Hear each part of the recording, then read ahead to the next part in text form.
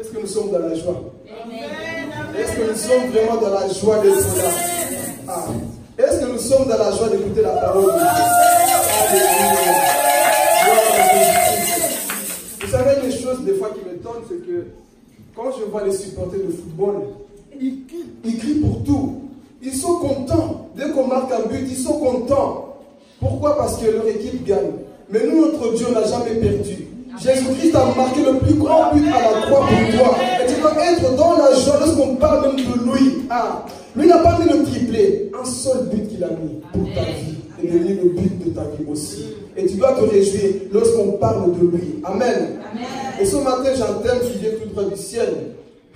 C'est un thème, dis à ton voisin, prépare-toi. Dis-lui, prépare-toi parce qu'aujourd'hui, je vais parler. Moi, j'aime parler de la parole de Dieu. Avant de parler, ça m'a parlé moi-même. Donc, ça m'a brisé. Au fond de moi, c'était comme ça. Dieu brisé. Pourquoi? Parce que la parole de Dieu, c'est pour ça. C'est pour nous corriger. Donc, quand tu vas écouter la parole de Dieu, ne dis pas, ah, il parle de moi. Non, c'est Dieu qui te parle, ce n'est pas moi. Amen. Parce que l'habitude que nous avons aujourd'hui dans les églises, je suis sûr que quelqu'un dit mon problème, alors il parle de moi. Non. Et même des fois, je dis, si c'est ton problème, pourquoi tu ne changes pas? Si on parle de toi, tu dois changer. Si tu n'arrêtes, tu n'es pas blessé quand tu mets les médicaments sur ta plaie. Pourquoi tu vas commencer à crier? Si tu n'as rien, tu n'as rien. Mais si tu cries, c'est parce qu'il y a quelque chose. Amen. Et ce matin, je viens t'annoncer encore la parole de Dieu. Le thème de mon message, c'est le grand trône blanc. Nous, déjà, le grand trône blanc est l'enfer. Qui croit que l'enfer existe? Pas beaucoup, hein? Là-bas on croit, là-bas on ne croit pas. Ah, on croit. Là-bas on croit, ici. Ah, ok. Gloire à Jésus. Nous allons encore parler de l'enfer et le grand trône blanc. Pourquoi? Vous savez, l'être humain vit sur la terre. Mais tu dois te poser la question qu'après cette vie, il y a une vie qui commence aussi. Parce que beaucoup pensent qu'une fois que tu es mort en terre, c'est fini. Non, il y a une vie qui continue après la mort. Et ça, tu dois te préparer pour ça. Amen. Pourquoi Dieu a créé l'enfer? L'exemple que je donne souvent, c'est que dans ce monde, il y a des prisons, n'est-ce pas? Les prisons, c'est pour qui? Les bandits, tous ces gens-là qui tuent les gens, les voyous. L'être humain a créé quoi? La prison. Et Dieu aussi a créé une prison éternelle pour toutes ces personnes qui ne veulent pas se repentir. Parce que Dieu est tellement amour qu'il est descendu sur cette terre pour te dire, voici le chemin que tu dois suivre pour ne pas aller dans la prison éternelle, qui est l'enfer. Et Dieu, par son amour, imaginez-vous un grand Dieu qui a quitté le ciel, qui s'est fait homme, Jésus-Christ, est venu mourir pour toi, pour te dire, voici le chemin que tu dois prendre. Voici le mot d'emploi, la parole de Dieu, la Bible. Comment ne pas aller en enfer? Dieu te montre comment ne pas aller au travers de sa parole. Mais malheureusement, le monde actuel nous fait croire, mais non, c'est des mythes, c'est des choses qui n'existent pas. Je vous assure que l'enfer existe. De toute manière, comme je dis toujours aux gens, que tu le crois maintenant ou pas, dans l'éternité, l'enfer, tu le verras. Si tu ne te réponds pas. Donc, il vaut mieux croire maintenant, avoir déjà ton ticket pour aller au ciel, pour ne pas dans le lieu de tourment que nous allons faire après. Amen. Donc, le thème, comme je dis, c'est le grand trône blanc et l'enfer. Nous allons lire les Écritures, parce que l'enseignement est basé que sur la Bible, pas sur moi-même. Donc, nous allons prendre le dernier livre de la Bible, qui est Apocalypse. Si ton voisin cherche la jeunesse, dis-lui tu dois te convertir. Qui cherche Apocalypse la jeunesse, dis-lui tu dois te convertir, voisin. Et le dernier livre. Donc nous allons aller. Apocalypse. Nous y sommes. On dit nous y êtes. Ça dit pas. Nous y sommes. Amen. Donc Apocalypse chapitre 20. On va aller. Verset 11 jusqu'à 15, si tu as du mal à trouver, note, comme ça tu liras bien à la maison. Donc là, nous allons lire, là où j'ai tiré le thème de ce message. Je lis la parole au nom de Jésus. Amen. Je vis alors un grand trône blanc et celui qui y était assis. La terre et le ciel s'enfuirent loin de lui et l'on ne trouva plus de place pour eux. Je vis les morts, les grands et les petits, debout devant le trône. Des livres furent ouverts. Des quoi? Des livres furent ouverts. Un autre livre fut aussi ouvert, le livre de vie. Les morts furent jugés conformément à leur œuvre, d'après ce qui était écrit dans ces livres. La mer rendit les morts qu'elle contenait, la mort et le séjour des morts rendirent aussi leurs morts, et chacun fut jugé conformément à sa manière d'agir. Puis la mort et le séjour des morts furent jetés dans l'étang de feu. L'étang de feu, c'est la seconde mort. Tous ceux qui ne furent pas trouvés inscrits dans le livre de vie furent jetés dans l'étang de feu. Jusque-là, est-ce que ça va? Oui. Dernier passage, Luc, chapitre 16, verset 19 jusqu'au 31. Suivez très bien la lecture. Il y avait un homme riche qui s'habillait de pourpre et de fin lin et qui chaque jour menait joyeuse et brillante vie. Un pauvre du nom de Lazare était couché devant son portail, couvert d'ulcères. Il aurait bien voulu se rassasier des miettes qui tombaient de la table du riche. Cependant, même les chiens venaient lécher ses ulcères. Le pauvre mourut et fut porté par les anges auprès d'Abraham. Par qui? Par les anges auprès d'Abraham. Le riche mourut aussi et fut enterré. Dans le séjour des morts, en proie à une grande souffrance, il leva les yeux et vit de loin Abraham, avec Lazare à ses côtés. Il s'écria, « Père Abraham, aie pitié de moi, et envoie Lazare pour qu'il trempe le bout de son doigt dans l'eau, afin qu'il me rafraîchisse la langue. Car je souffre cruellement dans cette flamme. » Je souffre où? Dans cette flamme. Il y a une flamme, continue. Abraham répondit, « Mon enfant, souviens-toi que tu as reçu tes biens pendant ta vie, et que Lazare a connu les maux pendant la sienne. Maintenant, il est consolé ici, et toi tu souffres. De plus, il y a un grand abîme entre nous et vous, afin que ceux qui voudraient passer ici vers vous, ou de chez vous vers nous, ne puissent pas le faire. » Le riche dit, « Je te prie alors, Père, d'envoyer Lazare chez mon père, car j'ai 5 frères. C'est pour qu'ils les avertissent, afin qu'ils n'aboutissent pas eux aussi dans ce lieu de souffrance. » Abraham lui répondit, « Ils ont Moïse et les prophètes, qu'ils écoutent. » Le riche dit, « Non, Père Abraham, mais si quelqu'un vient de chez les morts vers eux, ils changeront d'attitude. » Abraham lui dit alors, « S'ils n'écoutent pas Moïse et les prophètes, ils ne laisseront pas persuader, même si quelqu'un ressuscite. » Amen. Acclamons la parole de Dieu.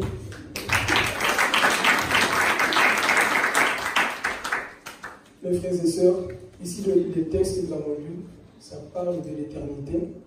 Et ce matin, c'est un message eschatologique. Nous allons voir ce qui va se passer après la mort. Mais l'une des questions qu'on se pose pas souvent, c'est ça. Qu'est-ce qui va se passer après la mort? Et c'est des choses qu'on voit aujourd'hui. À l'école, on ne va jamais t'apprendre ça déjà. Au travail, on ne va jamais t'apprendre ça. Mais ici, dans l'église, on t'apprendra comment aller au ciel. Le monde peut t'enseigner comment réussir, comment avoir de l'argent, comment réussir dans la vie, comment se marier, comment réussir dans la vie. Le monde peut t'enseigner tout ça. Mais le plus important, c'est comment aller au ciel. Et ça, la parole de Dieu nous l'enseigne. Amen. Alors la Bible dit qu'il y a eu qui? Un homme qui s'appelle Lazare. Suivez très bien, je te pose d'abord les fondements et ensuite nous allons dévoiler. Amen. Parce que aujourd'hui, c'est un message qui va encore nous permettre de comprendre beaucoup de choses, qui va parler à notre conscience. Ce n'est pas un message là où tu vas beaucoup sauter, là tu vas beaucoup crier. Mais c'est un message qui va te faire asseoir. C'est un message qui va nous pousser à la réflexion. Amen. Parce que ce message concerne toute ton éternité. Ce message concerne toute ta vie. Et si tu loupes le ciel, c'est fini pour toi. Si tu loupes l'enlèvement, tout c'est fini pour toi. Mais ce que Dieu nous enseigne ici-bas, c'est comment mener une vie qui le plaît, afin d'aller où? Au ciel, pour ne pas aller où? En enfer. Alors la Bible dit dans Luc chapitre 16, il y a eu un homme riche. Il y a un homme qui s'appelait qui? Lazare. Lazare est un homme pauvre. Il ne mangeait pas. Il n'avait rien. Il avait des maladies. Mais cet homme était où? Vous allez prêcher avec moi. À chaque fois que je dis il était où, vous répondez en Christ. Cet homme était où? Cet homme était malade, mais il était où? Cet homme ne mangeait pas, il était où? Les chiens le léchaient, il était où? Les chiens le mordaient même, cet homme était où? Cet homme n'avait pas d'habit, mais il était où? Cet homme, sa famille l'a mis de côté, mais il était où? La société s'en foutait de lui, mais elle était où? C'est pour te dire, quelle que soit la difficulté, quel que soit le problème que tu peux traverser dans la vie, sois en Christ. Cet homme enseigne une chose. Il était dans sa maladie, dans sa souffrance, la famille l'a mis de côté. Mais il était où? En Christ. Nous allons comprendre pourquoi je dis en Christ. Cet homme souffrait. Le riche, lui, il mangeait, bien habillé, de fin lin, de pourpre. C'était des habits que les riches portaient dans l'ancien temps. Ils étaient respectés. Mais le pauvre était devant la porte du riche. Il toquait, messieurs, s'il vous plaît, j'ai faim, donnez-moi du pain, donnez-moi à boire. Mais le riche ne donnait pas. Mais ce que j'aime, cet homme a gardé sa foi malgré tout. Malheureusement, aujourd'hui, beaucoup de personnes, dès qu'il y a une difficulté, Seigneur, moi je crois plus en toi. Dès qu'il y a des épreuves, Seigneur, moi je crois plus en toi. Mais cet homme enseigne, dans la maladie, je suis en Christ. Dans la pauvreté, je suis en Christ. Parce que le plus important que tu peux avoir, c'est avoir Jésus-Christ en toi. Ça, c'est la plus grande des bénédictions qu'un homme peut avoir sur la terre. Ta plus grande richesse, c'est Jésus-Christ en toi. C'est ça qui te suffit. Tu peux avoir l'argent, tu peux avoir les maisons, les voyages, tout ce que tu veux. Mais si tu n'as pas Jésus-Christ, tu es zéro. Tu peux être riche de l'extérieur, mais pauvre de l'intérieur. Pourquoi? Parce qu'il te manque Jésus-Christ. Amen. Cet homme, il avait tout. Il avait des amis qui venaient chez lui. Mais le jour de sa mort, il était seul. Attache-toi aux choses du monde, mon frère. Un jour, tu vas laisser les biens. Amen. Dieu n'est pas contre la richesse, mais il est contre l'amour que nous avons pour la richesse. Cet homme était riche, mais il s'en foutait de tout. Il ne nourrissait même pas le pauvre qui venait tous les jours toquer devant sa porte. Il mangeait avec ses amis. Et ce pauvre-là était là. Mais ce que j'aime, le pauvre n'a pas dit, Seigneur, tu m'as oublié, tu m'as abandonné. Voilà pourquoi je dis beaucoup de personnes, si Dieu existe, pourquoi je vis ça? Si Dieu existe, pourquoi il y a ça? Mais l'homme pauvre a dit, si Dieu existe, moi je garde malgré tout ma foi, qu'il y a des difficultés autour de moi. Moi, je vais croire en ce Dieu-là. Il faut que nos chrétiens puissent avoir cette maturité. Parce qu'aujourd'hui, la religion et le monde nous fait croire que Dieu n'existe pas. Parce qu'il y a beaucoup de choses, Dieu ne fait rien. Non, Dieu, des fois, il teste ton niveau de foi dans les épreuves. Quand c'est difficile pour toi, tu ne comprends plus rien. Dieu est en train de te tester pour voir si tu es un candidat qui ira au ciel. Oh Jésus. Il va voir si tu es un candidat qui ira au ciel. Mais l'homme aujourd'hui s'attache trop à la richesse. Il s'attache trop aux choses qu'on voit. Mais l'homme, Lazare, il était pauvre, misère qu'il était. Mais il a dit, Seigneur, moi, je garderai ma foi. Voilà pourquoi le chrétien doit apprendre à chanter dans les épreuves. Seigneur, peu importe ce que je traverse, tu es mon Dieu. Seigneur, peu importe ce que je vois devant moi, tu es mon Dieu. Je n'abandonnerai pas parce que je n'ai pas d'habit. Je n'abandonnerai pas parce que je n'ai pas de voiture. Je n'abandonnerai pas parce que je n'ai pas la richesse comme cet homme. Oh Seigneur, moi le plus important c'est ta personne en moi. Toi seul me suffit dans ma vie, Seigneur. Si moi j'étais dans ma vie, le reste je m'en fous. Comme l'apôtre Paul dira, oh, si je n'ai pas toutes ces choses, l'argent, le reste, je m'en fous. Moi, le plus important, c'est Christ en moi. La plus grande richesse d'un chrétien, la plus grande richesse d'un chrétien, c'est d'avoir Jésus-Christ en lui. Parce que lorsque tu as Jésus-Christ, le démon a peur de toi. Le démon a peur de toi. Pourquoi? Les riches aujourd'hui se suicident. Ils ont l'argent, n'est-ce pas? Pourquoi ils partent de se suicider? Allez-y en France, le taux de suicide. L'être humain pense constamment à la mort. Parce que Billy Graham avait dit, dans le cœur de l'homme, il y a un vide en forme de Dieu, que Jésus-Christ lui seul peut remplir. Dans le cœur de l'homme, il y a un vide. Quelles que soient les richesses que tu peux avoir, quel que soit l'argent que tu peux avoir, si tu n'as pas Dieu, il y a un vide en toi. Voilà pourquoi aujourd'hui beaucoup vont fumer. Ils ont l'argent. On voit des stars aujourd'hui qui se suicident. Pourquoi? Il y a un vide autour d'eux. Je chante, j'ai tout, j'ai voyage. Ils ont même les femmes, mais les femmes ne comblent pas leur vide. Ils ont l'argent, la drogue, cela ne comble pas leur vide. La seule personne, c'est Christ. Alors réjouis-toi. Même si aujourd'hui se moque de toi parce que tu n'as rien, dis-toi bien, dans l'éternité, je serai plus grand que toi. Parce que la vraie vie, ce n'est pas maintenant, je vais parler. La vraie vie, ce n'est pas ici. Ici, nous sommes juste au passage, mes frères et sœurs. Nous partirons un jour, nous sommes juste au passage. Un jour, tu vas mourir. Le jour que tu vas fermer tes yeux, tu tombes par terre, c'est fini. Tu pars quelque part d'autre. Et ce riche, moi, ce que j'aime, il était là. C'est un chrétien pauvre. Alors, c'est quoi cet évangile aujourd'hui? Un chrétien ne peut pas être pauvre. La vraie pauvreté, c'est de vivre dans le péché. La vraie pauvreté, c'est de vivre dans le péché. Tu peux être pauvre, mais avoir Christ en toi, et tu partir au ciel. Voilà pourquoi aujourd'hui, il est difficile vraiment pour les riches d'aller au ciel. Je peux parler? Je peux parler. Pourquoi c'est difficile pour les riches d'aller au ciel? Je me suis rendu compte qu'un homme riche est un radin. Un homme riche est un radin. Pourquoi? Parce que le riche veut toujours plus. J'ai des voitures, mais je ne veux pas de voitures. 2 voitures, 3 voitures, ça ne suffit pas. Non, la soif de posséder toujours. La soif de toujours avoir plus. Et le jour que Dieu te dira, laisse cette voiture, suis-moi. Non Seigneur, toi tu viens avec moi. Mes voitures, ma maison, je vais laisser poursuivre.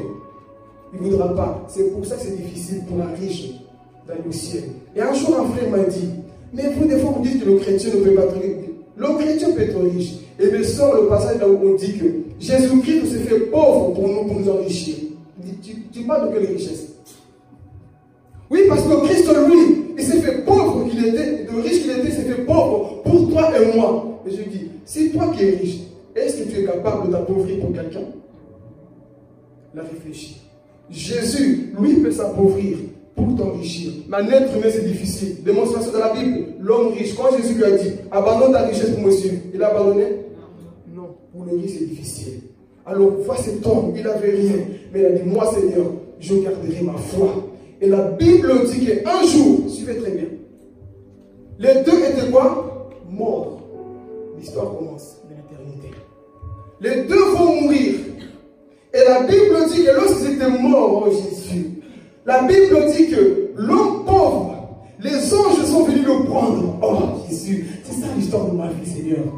Le jour de ta mort, les anges viendront te prendre pour t'amener dans le royaume des cieux. Alléluia. Est-ce que ça ne te réjouit pas ça? Tu as fait qu'une vie misérable sur la terre. Les gens ont craché sur toi. Les gens se sont moqués de toi. Ils ne croyaient pas en toi. Mais toi, tu as gardé la foi jusqu'à la fin. Voilà pourquoi la Bible dit, c'est lui qui va persévérer jusqu'à la fin. Oh Jésus, celui-là sera sauvé. Mon frère, persévère jusqu'à la fin parce que le jour de ta mort, les anges viendront te prendre parce que tu as honoré la parole de Dieu sur la terre. Alléluia. Tu n'es pas corrompu. Tu n'as pas volé malgré toute ta pauvreté. Tu n'as pas dit, moi Seigneur, je vais voler aujourd'hui parce qu'il me manque de l'argent. Il a dit, je préfère mourir pauvre que de pécher. Je préfère mourir pauvre que d'aller voler, que de faire des magouilles m'ont pété aujourd'hui. Il a dit, moi, je garde la parole de Dieu. Et lorsqu'il est mort, les anges, on ne dit pas un ange, les anges sont venus le prendre. Mon fils, tu es un fidèle serviteur. Nous, on te prend et l'emmener où? Dans le paradis. Cet homme-là, il n'avait rien, mais dans l'éternité. Oh mon frère, si tu n'as pas de maison, là au ciel, tu auras des châteaux grâce à ta foi. Quelqu'un ne dit pas, mais tu ne comprends pas. Même si sur la terre, tu n'as pas eu de voiture, tu marchais à pied, là-bas, tu auras des récompenses à cause de l'évangile. Amen. Même si je n'ai rien eu, Seigneur, je ne t'ai pas connu sur la terre, mais si tu as honoré la parole de Dieu, au ciel, tu seras connu. C'est ça qui s'est passé avec cet homme. On le prend. Les anges l'amènent. Viens. Tu as gardé la parole de la foi. C'est ça que Jésus fait en ce temps de la fin. Gardez la foi jusqu'à la fin. Ne te détourne pas ni à gauche ni à droite. Fixe tes yeux vers Jésus-Christ. Peu importe la difficulté, tes yeux, c'est toujours vers Jésus-Christ. Amen. Et lorsqu'ils étaient morts, les anges, ils ont pris cet homme. Ils l'ont amené. Voici ton fils, Seigneur. Lui, il n'a pas abandonné sa foi à cause de la pauvreté, à cause de la misère. Chrétien n'abandonne rien, quelle que soit la difficulté. Mais le riche, lorsqu'il est mort, alors j'ai médité. Si le riche, le pauvre, les anges l'ont pris, qu'est-ce qui se passe pour le riche? Le pauvre, un ange l'a pris pour le riche qui vient le chercher. Continue de vivre dans le péché. Le jour de ta mort, tu ne verras pas des anges, des démons qui viendront te prendre. Ce jour, lorsqu'il est mort, les démons ils ont dit, écoute, tu as été égoïste, tu as fait tout, mais aujourd'hui tu perds tout, viens avec nous. J'ai pas envie de venir, viens ici. Ils l'ont traîné où? En enfer. Et si l'histoire va commencer de l'éternité. Ils amènent cet homme où? En enfer. Et qu'est-ce qui se passe en enfer? En enfer, c'est le tourment. En enfer, c'est la souffrance. Jour et nuit. Ici sur la terre, on peut te mettre en prison. Tu peux sortir après 5 ans, 25 ans, 30 ans. Mais en enfer, il n'y a pas de délai. C'est pour l'éternité. Tu vas là-bas, c'est pour toujours, tu ne sortiras jamais. Et tu vas louper le ciel pour aller en enfer à cause des plaisirs charnels. À cause, oui, j'étais trop attaché à mon ami, à mes ceci, à mes copines. Et tu rates le ciel à cause des plaisirs charnels, mon frère. Et cet homme est parti en enfer. Et là, il va être tourmenté. Et si vous lisez dans le livre de Job, la Bible dit que ceux qui sont en enfer sont mangés par des vers qui ne meurent jamais. Il y a des vers qui rentrent dans ton corps. Ce n'est pas des histoires inventées, c'est dans la Bible. Il y a des vers qui rentrent en toi, ils mangent ta chair. Et toi, en enfer, tu as l'impression que tu vas mourir, mais tu es déjà mort, tu ne meurs pas. Jour et nuit, tu es tourmenté dans le feu. Il y a des vers qui viennent, ils te mangent. Qui a déjà écouté le témoignage de Bill Wieser? 23 minutes dans l'enfer. Ce témoignage, cet homme, il est parti en enfer pendant 23 minutes, les choses qu'il a vues. Et ça, c'est le témoignage qui m'a poussé vraiment à me donner au Seigneur. Pas peur de l'enfer, mais j'ai vu que Dieu est amour en fait. Il y a eu un lieu, mais Dieu par son amour ne voulait pas que l'être humain aille là-bas. Mais malheureusement, beaucoup iront là-bas à cause de leur décision. Alors qu'est-ce qui se trouve là-bas? En enfer, c'est la souffrance totale, jour et nuit. Et en enfer, il y a une chose que tu ne dois jamais oublier. En enfer, tu auras tous tes sens. En enfer, tu vas te souvenir. J'étais une fois à l'église, on m'avait invité. J'ai participé à des réunions de prière, mais je n'ai jamais voulu donner mon cœur. Ce jour-là, la conscience de beaucoup va faire mal. Beaucoup vont pleurer là-bas. Je me rappelle qu'un jour, on m'a invité à l'église. J'ai écouté la parole, mais c'est moi qui a voulu encore le monde. Et l'homme riche était en enfer. Il pensait chaque fois, parce que vous allez vous rendre compte que cet homme riche connaissait les Écritures. Tu peux connaître la parole de Dieu, si tu ne mets pas en pratique, tu finiras en enfer. Parce que cet homme connaissait Abraham, Moïse. Il dit à l'homme, quoi la vie d'Abraham? Père Abraham, laisse-moi aller. On voit quelqu'un pour aller dire quoi? Annoncer la parole de Dieu. Mais on voit que cet homme était perdu. Il souffrait en enfer. Et en enfer, tu auras constamment soif. Parce que cet homme a dit quoi? J'ai soif. Il a dit j'ai soif. Et en enfer, j'ai dit c'est soif de quoi? La soif qui se trouve en enfer, c'est la soif de Amos, chapitre 8, verset 11. La Bible dit, viendra un jour, là où j'enverrai la faim, la soif, toute la souffrance de la terre. Pas la soif d'eau, ni du pain, mais la soif d'entendre ma parole. Toi, ce matin, tu es en train de boire la parole de Dieu. Ce matin, tu es en train d'écouter la parole de Dieu. Elle te nourrit, elle avance ton âme. Mais viendra un jour, ceux qui sont en enfer, la parole qu'on dit, il m'énerve ce type, a toujours la même chose. Cette parole, un jour, beaucoup vont la pleurer en enfer. Beaucoup vont dire, mais si je savais, l'hymne national de l'enfer, c'est ça. Si je savais. Si je savais, tu savais, maintenant tu es en train de le savoir, applique. Nous sommes en train de le savoir. La Bible dit que ce jour-là, il y aura des tourments. La soif qu'ils auront, envoie Lazare me donner quoi? De l'eau. Quand il était sur la terre, est-ce qu'il donnait la nourriture aux pauvres? Non. Le mal que tu fais va te suivre en enfer. Si on ne se répand pas, toutes ces choses qu'on commet ici-bas, on va les vivre là-bas en enfer. Et cet homme était dans le tourment. Il souffrait constamment. Et là-bas, il y a des cris comme Bill Wieser disait. En enfer, tu entends constamment des cris. Ici, on peut crier, mais en enfer, c'est des hurlements. Si vous tapez sur Internet à la maison des cris de l'enfer, il y a des scientifiques russes. Ils ont creusé un trou de 14 km. Ils ont creusé, c'est pas même dans les infos. Ils ont commencé à entendre des bruits, des gens qui criaient en enfer. Donc la Bible en parle, les scientifiques confirment. Ils ont creusé, ils ont commencé à entendre des bruits. 2 d'entre eux étaient morts sur le champ et un est devenu fou. Et le docteur de cette entreprise a dit, je ne croyais pas en Dieu, mais je sais que l'enfer existe. Donc ces lieux sont réels, mais malheureusement aujourd'hui, qu'est-ce qu'on veut entendre? Dieu va te lever, Dieu va te bénir, c'est bien, mais le plus important c'est ton éternité. Où passeras-tu ton éternité? Pose la question à ton voisin, où passeras-tu ton éternité? Ça c'est le plus important, c'est pas où tu vas passer ton voyage, où est-ce que tu vas aller, où passeras-tu ton éternité? Amen. Et ce lieu est réel. Ils ont cherché, le docteur elle a dit non, je sais que l'enfer existe à partir d'aujourd'hui. Et cet homme était là, il souffrait. Alors qu'est-ce qu'il fait? Je vais parler ici. Il dit, Père Abraham, laisse-moi venir, envoie quelqu'un dans ma maison. J'aime cette parole. Abraham lui dit, il n'a pas besoin qu'on envoie quelqu'un. Pourquoi? Si je vais parler. Parce que ils ont qui? Moïse et les prophètes. Lui, il voulait un miracle, que quelqu'un sorte des morts, un témoignage. Oui, j'ai vu l'enfer, tu dois croire, c'est bien, c'est des témoignages. Mais, ce qui convainc les hommes, ce n'est pas des miracles, je vais parler. Ce qui convainc l'homme, c'est la parole qui est écrite. En soi, Abraham disait, ils n'ont pas besoin de voir des miracles et des signes. Pourquoi? Parce qu'ils ont le Logos. Ils ont la parole de Dieu. Ils ont Exode, Lévitique, Nombre, Deutéronome, Genèse, tout ça. Ils le ont. Ils n'ont pas besoin qu'un mort vienne pour les témoigner de l'enfer. Tout est écrit dans la parole de Dieu. Amen. Parce qu'on pense que soit c'est les miracles qui vont nous sauver. Tout ça, c'est pour attirer les âmes. Mais la parole de Dieu te fait asseoir pour te faire comprendre comment garder le ciel. Amen. Alors lui, il voulait toutes ces choses. Et la Bible dit, on lui a dit qu'ils ont la parole de Dieu écrite pour les faire changer. Alors j'ai analysé un peu. Le livre là où Dieu s'est pu se manifester avec des signes. Le livre d'Exode. On est d'accord? Là on voit comment Dieu a manifesté les signes en Égypte. Le pain qui descend du ciel. Il y a eu beaucoup de signes. Mais combien de sauvés?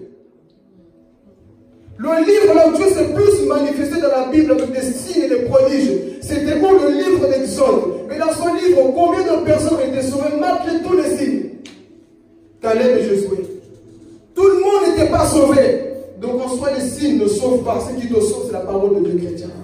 C'est cette parole, tu dois t'attacher à cette parole. Lorsque tu t'attaches à cette parole va te sauver. Amen. Alors la Bible fait comprendre que tu n'as pas besoin de toutes ces choses. Tu as besoin de quoi? De la parole de Dieu. Alléluia. Et le pauvre était au ciel. Mais l'homme riche dans le tourment pour l'éternité, il était là. Il est toujours là, en train de crier. Actuellement, que je te parle, beaucoup de personnes sont en train de quoi? Mourir en enfer. Parce que dans l'histoire, on voit que par minute qui passe, il y a au moins 180 personnes qui meurent. Par minute. La majorité vont en enfer. Et en enfer, ils sont tous les jours des âmes. Les peu vont au ciel. Amen. Alors on voit ces personnes qui étaient là.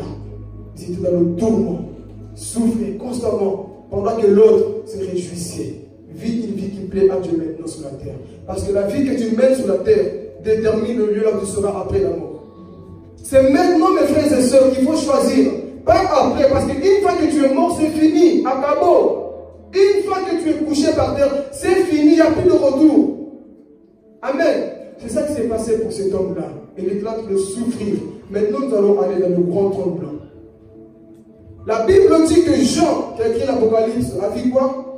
Un grand trône blanc. Et c'est là où l'histoire de toute l'humanité, que tu le veuilles ou pas, on passera tous là-bas.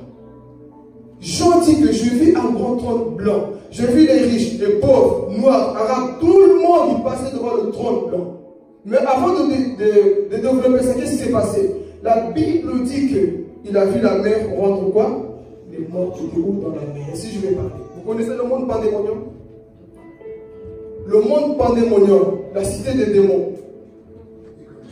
Voilà pourquoi ce monde que tu vis, des fois je disais légèrement le cœur, voir des chrétiens se chamailler, il ne m'a pas dit bonjour, je viens à l'église, il m'a mal parlé, je ne me parle plus. Pendant tout ce temps, il y a un monde qu'on appelle le monde pandémonium. Il y a un monde qu'on appelle la cité des démons. C'est là où toutes les choses se prennent, les décisions se prennent. Et toi, pendant tout ce temps, il ne va pas prier parce que papa, Dieu m'a mal parlé.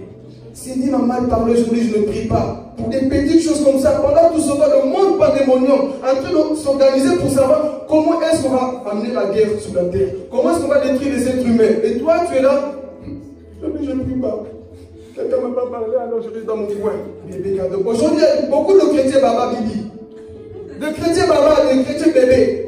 Toujours, Seigneur, tu vois, on a fait ça. Toujours des chrétiens bébés. Et pendant tout ce temps, il y a un monde qui est en train de programmer les choses du comment ils vont détruire la terre. Amen. Alors, ce monde pandémonium, qu'est-ce qu'ils font? Ils fabriquent tout ce qu'on appelle la mode qui vient sur la terre. C'est là où toutes les décisions se prennent. Tous les stars, je pense que vous avez déjà fait des rêves. Là, vous voyez des gens dans la mer. C'est dans ce monde-là qu'ils vivent. C'est là où ils sortent. Et qui va là-bas? Tous les gens qu'on a connus comme des grands sorciers. La majorité des gens, ils vont d'abord là-bas servir le diable. Il y a un monde dans les eaux. Il y a un monde dans les eaux. Voilà pourquoi.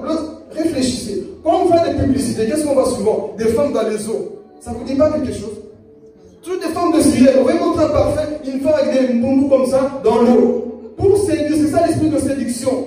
On montre souvent les eaux. Quelqu'un qui vit dans les eaux. Et même si vous regardez des films d'aujourd'hui, Hollywood, pardon, il y a toujours des hommes qu'on voit qui sortent où? Dans les eaux. Pirates des Caraïbes. Si vous voyez ce film, là, ça annonce beaucoup de choses. Il y a un monde dans les eaux que nos chrétiens aujourd'hui, il est trop bon. Moi, mon problème, manque de pardon. Toujours dans le manque de pardon pendant tout ce temps. Il y a des choses beaucoup plus grandes que ça. Manque de standard chrétien. Monte au standard. Beaucoup de choses se passent dans ce monde et toi tu es juste là. C'est qu'on m'a fait. Non, tu dois grandir. Avec ton voisin, tu dois grandir. Donc il y a un monde. Et dans ce monde, il y a un rappeur que je pense que certains connaissent qui s'appelle Eric Ross. Il a fait un album qui s'appelle Pandemonium. Il y a encore beaucoup d'autres, il y a même des jeux Pandemonium. Quand j'ai vu ça, je dis, hé, ça va les papettes. Il savait comment attirer les gens. Comment il savait qu'il y avait un monde qui s'appelait Pandemonium? Et Pandemonium veut dire cité des démons. C'est là qu'ils prennent des décisions pour venir sur la terre. Et eux, pour sortir leur succès, si je vais parler, pour sortir leur succès, ils vont là-bas. Alors toi qui écoutes les musiques du monde, tu vas vous dire par l'esprit qui vient d'aller Pandemonium. Je peux parler? Je vais parler, Jésus. J'avais promis de parler. Le monde au Pandemonium, toujours. Moi, je vais écouter du Wenge, des Fali Mputa, je ne sais pas comment on l'appelle. Je vais écouter ça. Tu écoutes ça, tu sais d'où ils sortent de leur pouvoir.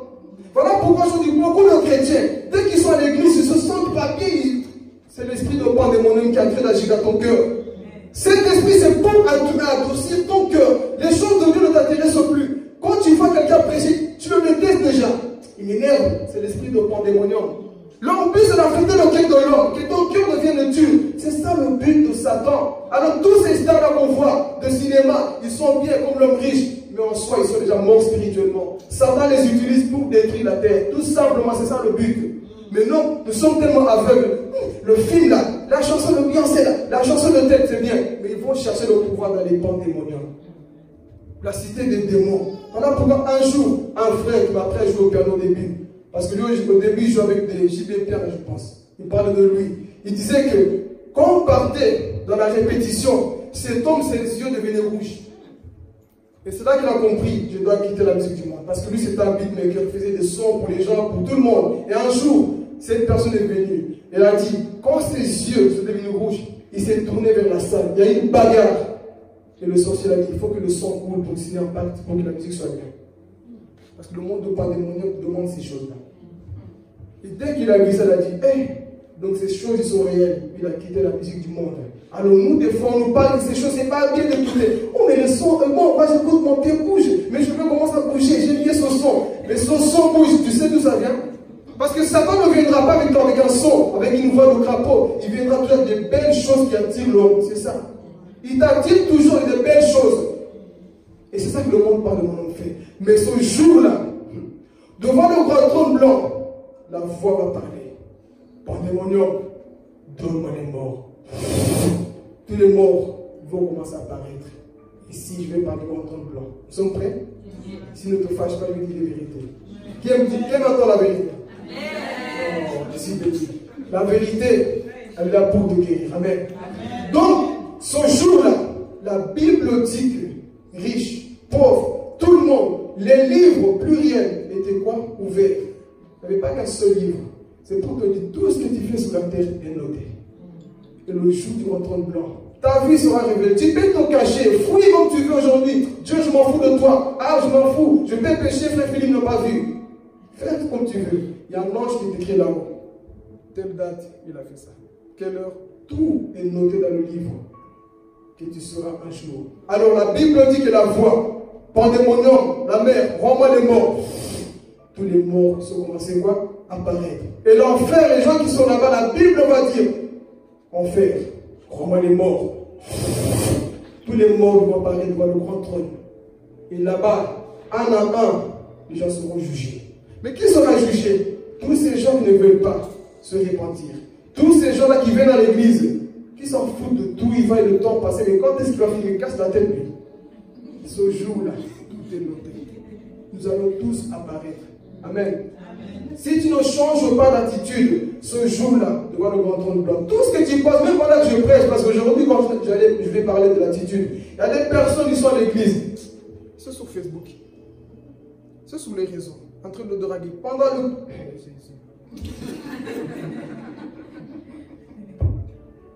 Ces choses sont vraies. Tu es à l'église. Ah, je m'en fous de ce qu'ils prêchent, moi. Je t'aime, lol. MDR. Pendant l'église, le jour là où tu vas pas devant le grand trône blanc, ces choses seront révélées. Beaucoup de personnes, ils ont plus le respect pour Dieu. On s'en fout de Dieu, on fait tout ce qu'on veut. On vient bon pour passer le temps. Passer le temps, ok. Et passer le temps, c'est la prédication dure longtemps. Regardez sur YouTube. Le match c'était combien? Ok. Pendant que l'autre parle, je vais même plus loin. Il y a des personnes pendant la prédication, ils parlent à l'autre. Parlez Jésus. Pendant la prédication, il envoie un message à Aurélie. Aurélie, tu vois, c'est qui prêche là. C'est moi là. Le grand trône blanc en train de noter. André, tu vois, le frère Philippe, tu vois sa tête aujourd'hui là. Parle de moi là. C'est vrai qu'il parle de moi. Attends, il va voir quand je vais finir la prédication. Je vais me fâcher, il va voir que je suis fâché. Et pendant ce tu n'as même pas le respect pour ton Dieu. Tu ne dis pas que Dieu note tout, que Dieu voit tout. On n'a plus ce respect. La crainte de Dieu est en train de disparaître dans le cœur de l'homme aujourd'hui. Parce que nous sommes dans un temps là où l'homme s'en fout des choses sacrées. Tu viens à l'église, tu fais comme tu veux. Mais un jour, écoute les satanistes quand ils parlent. Quand ils sont dans leur réunion, ils sont comme ça. Parce que s'ils poussent, Satan donne gogo. Mais si Dieu, comme il ne te fait rien, il t'attend seulement contre toi. Continue. La vie que tu mènes en cachet, la vie que tu fais, continue. Un jour, tout ça va se voir. Amen. Alors la Bible dit que les morts, si vous commencez à parler. Oh Jésus, ça gueule. La Bible dit que les morts, les vivants, tous devant le grand trône blanc. Alors je vais parler de quelques livres qui seront couverts ce jour-là. Eh Jésus. Le premier livre, livre de corps. Note. De ton corps. Si maintenant vous ne répondez pas comme il faut, on fait l'église. Le premier livre, le livre de ton corps. Et tu mets avec 1 Corinthiens chapitre 6, verset 19, et 1 Corinthiens 3, verset 16, et Hébreux chapitre 3. Bon, ok. 1 Corinthiens 6, verset 19, et 1 Corinthiens 6, j'ai dit, 6, 19, 1 Corinthiens 3, 16. Et Hébreux chapitre 3. Lisez pas maintenant. Là, ça te dit tout simplement que tu es la maison de Dieu. Ton corps là que tu as ne t'appartient pas. Alors, on va parler de Djogo, on va parler de tout aujourd'hui. J'avais dit que je vais parler. Il y a beaucoup de chocolats. Ces choses détruisent, on est d'accord, n'est-ce pas? Même les affaires, on va parler. Ces choses détruisent le corps. Et la Bible dit que ne savez-vous pas que vous êtes le temple du Saint-Esprit? On s'arrête ici. Ne savez-vous pas que votre corps est le temple de qui? Du Saint-Esprit. Et dans le Corinthiens 3, verset 7, dit que ton corps ne t'appartient pas. Oh Jésus, est-ce que des fois on lit la Bible en méditant vraiment? Ton corps là ne t'appartient pas. Donc tout ce que tu fais, Dieu te demandera de compte au grand trône blanc. Tu es en train de colérer ton corps avec le Dieu que je reviens. Tu es en train de colérer ton corps avec ces choses. Sache qu'un jour, Dieu demandera des comptes. Pourquoi? Parce que la Bible dit, c'est lui qui détruit le corps, le temple du Saint-Esprit. Dieu fera quoi? Dieu le détruira. Il te détruira quoi? Devant le grand trône blanc. Alors, combien de gens aujourd'hui, ici, je commence. Combien de gens aujourd'hui ont détruit leur corps? Si tu as fait dans le passé, Dieu te pardonne, c'est oublié. Il ne faut même pas dire que mon cœur me condamne, c'est oublié. Tu as mis du tchoko, tu mets du tchoko jusque maintenant. Tu es en train de détruire ton corps. Tu es noir, tu vas apparaître blanche. Tu es noir, reste assume-toi comme Dieu t'a créé. Pourquoi tu veux devenir blanc, plus clair encore? Dieu, en fait, tu veux corriger Dieu. Dieu, moi, j'aime pas ma couleur de peau, je suis complexé. Tel m'a dit, j'étais mis en plus clair parce que les filtres WhatsApp, là, je sais pas quoi, Snapchat, quand je les mets, voilà pourquoi je dis, il y a beaucoup de gens, si vous vous mariez par des réseaux sociaux, réseaux sociaux, on peut trafiquer. Toi, tu tombes amoureux de la personne. Elle est belle, elle est claire, mais le jour où tu la vois, non, ce n'est pas toi. Parce que sur les réseaux sociaux, tu as mis une image qui n'était pas la tienne. Tu mets des filtres, tu mets tout, tu arranges des sourcils, tu mets tout. Mais le jour que le personne vient, on va se voir. C'est elle ou c'est pas elle? Non, c'est pas elle. Ça ne peut pas être elle. Moi, j'ai mis une femme claire, bien habillée, tout bien belle. Et tu vois un vrai quelqu'un qui vient. C'est moi qui tu as vu sur les réseaux sociaux. La personne va te fuir. Pourquoi? Parce que tu es en train de te détruire toi-même, mais tu n'es pas toi-même, tu es hypocrite. Dieu t'a créé noir, sois noir comme moi. Mais toi, tu veux toujours apparaître au mec que Jackson. Il faut que je sois plus clair. Et à force de faire ça, tu détruis ton corps. On peut attraper des maladies de cancer. Un jour, j'avais une servante de Dieu. Elle mettait du choco. Mais moi, je t'accompagnais, bon, je ne comprenais pas bien. Philippe va chercher du choco. Mais ne dis pas que c'est pour le choco devant tout le monde. Parce qu'à cette époque-là, ça veut dire qu'il ne faut plus dire à haute voix le choco. Pourquoi? Parce que ça va interdire à cause de la maladie. Donc, si l'être humain lui-même interdit le choco, va chercher du choco au monde caché là. des tchoko pour madame. Caroline. C'est Caroline, hein? Le Caroline. Et il prenait ce produit-là. Mettez partout. Ah, Jésus. Et quand j'avais vu la personne, elle était plus noire que moi. Au bout de quelques temps, je commence à voir la personne commence à me dépasser. Il y a quelque chose qui ne va pas. Elle mettait des tchokos, mais quand je regardais les doigts, non, il y a une maladie, c'est comment? Elle mettait des tchokos partout, mais quand je voyais les doigts, et quand elle prêchait, c'était toujours. Il y avait une différence. Et le coup n'était pas aussi clair. Il me dit, c'est pas possible les choses qu'ils font ces gens-là. Et comment le tchoko détruit les gens. Et ce jour-là, devant le grand trône blanc, Dieu te demandera des comptes. Tu as détruit mon corps. Et moi, un jour, j'ai fait aussi tomber dans ce complexe-là. Moi, si vous voulez être clair, on lit même plus ça rappelle. Ah, mais toi, tu n'aimes pas les hommes un peu clairs. Je commençais à tomber dans le complexe. Il faut aussi que je sois un peu plus clair. Mais je m'assume comme je suis. Assumons-nous comme nous sommes, noirs au chocolat. Dieu m'a créé comme ça parce que la vraie beauté, elle est intérieure. Ah, la vraie beauté, c'est pas ce qu'on voit parce que ça, c'est juste l'enveloppe. Quand tu meurs, l'esprit quitte. Ah, Jésus. L'esprit quitte. Son corps physique va rester. Alors, pourquoi je dois m'attacher à ça? Et la Bible me dit dans l'Apocalypse, tu auras un nouveau corps. Alléluia. Tu auras un nouveau corps, un nouveau nom. On n'aura plus de boutons. On n'aura plus d'acalvitie. Nous, ah, Jésus veut parler. On n'aura plus ces choses-là. On sera parfaitement avec la gloire de Dieu. Et plus de larmes, plus de douleur. Il n'y a plus rien de tout ça. Mais toi, tu te bats toujours. Non, complexé de la vie. Les gens m'ont dit que je suis trop noir. Les gens me disent que je suis trop comme ça. Assume-toi comme Dieu t'a créé. Dieu n'a pas fait d'erreur en te créant. Jamais. Dieu t'a créé, assume-toi comme ça. Tu es belle comme ça. Tu es beau comme ça. N'écoute pas ces gens-là qui te disent comme ceux qui mettent des lolos là. Moi, je vais arriver à eux aussi. Qui rajoutent des choses dans leur corps. Ils détruisent ce mélange, j'arrive tout doucement. D'abord, je suis sur la peau. Que fais-tu avec ta peau? Je mets un tatouage. La Bible dit que tu ne t'appartiens pas. Et quand tu mets un tatouage, tu peux l'effacer avec une gomme? Non. Ça reste ta vie. Même si tu dois cacher ta peau. Et tu as détruit le temple de Dieu. Et l'exemple, je dis souvent, imagine-toi, on te donne une maison. Toi, tu mets du rouge. Tu mets du vert sans demander la permission au propriétaire. Lui te dit, respecte la couleur, ça reste blanc. Ok? Ne mets pas ta couleur bizarre parce que vous là, je vous connais. Mais juste, si tu veux mettre, on met le blanc, mais ne mets pas vert ou rouge. Ne mets pas ma maison en carnaval. Laisse comme ça. Et toi, tu t'en fous. Tu mets du vert. Tu mets du noir. Tu mets partout comme ça. Il y a des chrétiens aujourd'hui, noir, vert, rouge, dans leur corps. Et le jour que le propriétaire viendra faire l'état de lieu, tu dois rendre compte. Au grand trône blanc, l'état du corps aussi, l'état du lieu du corps. Dieu va te demander, qu'as-tu fait avec ce corps-là? Seigneur, c'était la mode. Moi, je te dis de suivre la mode du monde. Oui, mais tout le monde faisait. L'île avait un tatouage ici, moi j'ai mis là. Ah, mais nous aussi, on ne suit pas le monde, on suit la parole de Dieu. La parole te dit dans Lévitique chapitre 19, tu ne te feras pas tatouer. Oui, mais Seigneur, j'ai tatoué ton nom. La Bible dit quoi? Tu ne te feras pas tatouer, l'Éternel, c'est moi. Yes.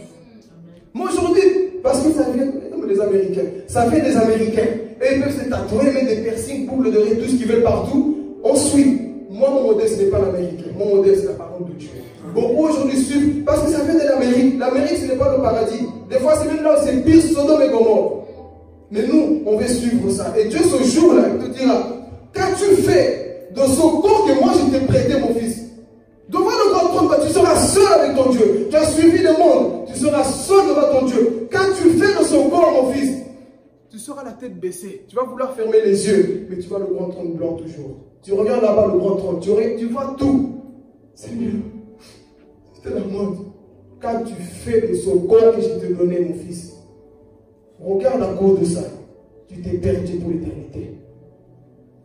Tu as trouvé ton corps avec des piercings. Tu as mis piercings par là, partout. Pourquoi as-tu trouvé le corps? Tu as détruit le corps, le temple du Saint-Esprit. Ce jour-là, beaucoup vont pleurer. Il y aura des commencements dedans. Qu'as-tu fait? L'exemple, c'est ça aussi. On te donne une maison. Toi, tu trouves tout partout. Le corps de Dieu, toi, tu le trouves comme tu veux. Tu trouves le plafond, tu trouves les pieds, partout. Dieu te demandera des comptes de ce corps-là. Livre de corps. Tu en es où? Pendant qu'on parle avec le livre de corps. Qu'as-tu fait avec ce corps? Qu'est-ce que tu fais avec ce corps-là? Dieu demandera aussi pour toutes ces personnes. Voilà pourquoi d'aujourd'hui, il y a beaucoup de femmes made in China. Made in China, montées en Chine. Tu peux parler? Allez. Aujourd'hui, c'est la vérité, je vous ai dit. Femme made in China, pourquoi? Faux cils, faux fesses, faux seins, faux encore. Tout faux, made in China, parce que tout ce qui est de Chine n'est pas vrai. Faux cheveux, faux ongles. Mais les femmes aujourd'hui ne sont plus vraies. Tu vas épouser un jour une femme dès que tu rentres, dès qu'elle enlève tout. Mamie, moi, t'as comme ça. Oh, c'était elle. Mais tu étais belle, bien bonne. Mais comment ça? Épouse une femme lorsqu'elle est naturelle. Ne va pas parce que, oh, moi j'ai vu tous les maquillages. Il y a aujourd'hui des femmes, tu vas épouser une femme made in China. Il n'y a rien de vrai. Tu arrives à la maison. Enlève les cheveux, jette là-bas. Oh, t'as pas des ongles? Oh, je lève là. Et puis toi, lève tout. Elle enlève ça. Et puis là, vous savez, ah, donc tu n'étais pas vrai. Il y a beaucoup de personnes comme ça, femmes made in China. Tout envoûté en eux. Il n'y a rien de vrai. Et ce jour-là, Dieu te dira, écoute, tu as voulu me corriger, toi. Moi, je te crée à mon image et toi, tu as rajouté l'image du diable. Pourquoi tu n'es pas resté sincère avec moi? Non, Seigneur, les hommes, parce que Pamela a mis des lolos là-bas, moi aussi, je voulais, tu vois, il faut me comprendre. Pamela, c'est pas ton modèle. C'est Pamela, hein? Ouais, Pamela, bon, bêtise. C'est une personne qu'on appelle là. Oh, parce que l'autre a rajouté un peu des paires de fesses là-bas, moi aussi, je voulais marcher comme ça pour qu'on me voit. Qui t'a dit que Dieu a besoin de ça? Dieu voit ton cœur, on n'a pas besoin de toutes ces choses et suivre le monde, amen. Mais non, je voulais aussi apparaître comme le monde, parce qu'on m'a dit que j'avais des petits, en bas, là, des petits nichons, alors tu crois que Dieu regarde ça? Vous voulez mettre un peu le lolo pour que moi aussi on me voit? Dieu n'a pas besoin de ça. Et malheureusement, beaucoup de personnes, ils veulent ces choses. On suit la mode. Femme made in China. Quand tu veux épouser quelqu'un, on n'est pas pour marier. Dieu merci, on est parti voir, moi aussi c'est vrai. Quand tu épouses quelqu'un en Amérique, I love you, bientôt on va se voir. Le jour que vous allez vous voir, divorce total. Tu fous parce que c'est une femme made in China. Tout faux, rien de vrai. Amen. Assume-toi comme tu es. Tu t'en fous de ces choses que les hommes rajoutent. Sois toi-même. Dieu t'aime comme tu es. Dieu t'assume comme tu es. Ne suis pas le monde. Et ce jour-là, livre de corps, quand tu fais, moi je l'écris comme ça, mais regarde. Elle fausse. Parce qu'elle a suivi les choses du monde. Et ce jour-là, Dieu va te dire, tu as détruit mon corps. Moi, mon tour, je te détruis aussi. Je ne te connais pas. Tu m'as déçu sur la terre. Tu as montré une image que tu n'étais pas de toi-même. Tu m'as déçu totalement. Moi, aujourd'hui, je te rejette. Allez, va à côté, dans le lac de feu, qui est réservé pour le diable. Et ce jour-là, qui sera là aussi? Toutes ces personnes qui ont avorté, que personne ne voit, tu l'as fait dans le passé, Dieu te pardonne. Mais tu continues de le faire. Ici, je veux parler. Beaucoup de personnes aujourd'hui, ils sont dans l'église. Ils couchent ensemble. Ils mettent la personne enceinte pour ne pas que la honte éclate. Ils vont faire avorter. Ils vont faire avorter. Ah, parce que moi, j'ai des responsabilités dans l'église. Si on sait que c'est moi qui ai mis enceinte, on va me exclure. Vaut mieux qu'on puisse t'exclure que de tuer quelqu'un. Parce que avorter, même le premier jour que tu fais l'acte, avorter, tu as tué quelqu'un. Amen. Toutes ces choses que personne ne voit, Dieu te dira, ange, ouvre le livre. Un jour, tu es rentré dans cette salle. Personne t'a vu, mais l'ange a vu et il a écrit dans le livre de vie. Ta vie va apparaître. Tu es parti un jour dans cette salle. Personne ne t'a vu, mais le ciel t'a vu. Personne ne t'a vu lorsque tu es rentré dans cette salle pour aller tuer un bébé. Un bébé que tu as tué. La personne avait peut-être 2 mois, 3 mois, 4 mois, 6 mois. Les gens vont jusqu'à 6 mois. Faire avorter. À 6 mois, l'enfant a déjà une tête, a des pieds, a des mains. L'enfant vit. Mais à cause des sorciers qui vous poussent à avorter, vous allez enlever les enfants. Ils mettent un bec dans le corps de la femme pour arracher l'enfant. L'enfant innocent, il n'a rien fait. Parce qu'on veut bien apparaître devant les hommes. Tu as mis quelqu'un enceinte et tu pousses l'autre à l'avorter. Sache que oh, Jésus, je vais parler. Un jour, tu apparaîtras devant le grand trône blanc. On va chez le médecin, l'enfant, un cœur qui bat. À 6 mois, il a déjà un cœur. Il est formé, il te ressemble peut-être. Mais parce que j'ai pas envie de ma honte, tu vas garder tes jambes dans le lieu là. On te met le bec là, qui arrache l'enfant. Imaginez-vous l'enfant, s'il vous plaît, je veux vivre. On arrache l'enfant. Tu as tué une vie. La Bible dit ne tuera pas. Tu as tué. Et ce jour-là, devant le grand trône blanc, regarde ici. Ça, c'est l'enfant que tu as tué. Seigneur, ce jour, je vous dis que beaucoup vont pleurer, il y aura des grincements de dents. Regarde ici. Voici les enfants que tu as tués sur la terre. Moi, je les aime. Toi, tu n'as pas voulu garder ces enfants. Moi, je les aime, j'ai pris soin d'eux. Ils ont des pieds, ils ont des mains, ils ont une tête. Voici les enfants que tu n'as pas voulu. Les enfants qu'on trouve aujourd'hui dans les sachets, dans les poubelles. Jésus prend soin d'eux. Les parents criminels, les médecins criminels qui rejettent ces enfants dans l'avortement, Jésus prend soin de ces personnes. Mais toi qui fais ces choses, toi qui rejettes les enfants que Dieu te donne, tu passes tout ton temps à avorter, à coucher et à avorter. Un jour, tu apparaîtras devant le grand trône blanc et Dieu te jugera. Alléluia. Dieu te jugera pour ce que tu fais. Tu penses que personne te voit, mais le ciel te voit. Il y a une personne qui a les yeux comme des flammes de feu. Et la Bible dit qu'il a 7 yeux. Ses yeux voient tout sur la terre. Il y a des créatures au ciel, ils ont des yeux à l'intérieur et l'extérieur. C'est ces créatures qui veillent constamment sur nos âmes. Comme Papa Dieu dit, il y a une caméra qui te surveille H24. Elle te voit constamment. Devant le grand trône blanc, il te dira, voici des milliers d'enfants. Combien de fois tu as avorté avant de connaître le Christ? Et si tu ne te réponds pas, ces péchés vont te retrouver devant le grand trône blanc. Voici les personnes que tu as tuées. Tu vois l'enfant qui joue là. C'est l'enfant que tu n'as pas voulu. Et moi, le créateur de l'être humain, j'ai pris soin de cet enfant. Moi, je les aime. Dieu les gardera. Et ce jour-là, qui d'autre sera là qui a passé tout son temps à tuer les gens?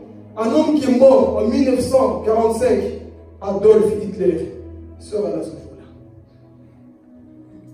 Un homme qui a tué 6 millions de juifs sera là ce jour-là. Parce que cet homme est mort en régnant Jésus-Christ. Il a régné sans fou.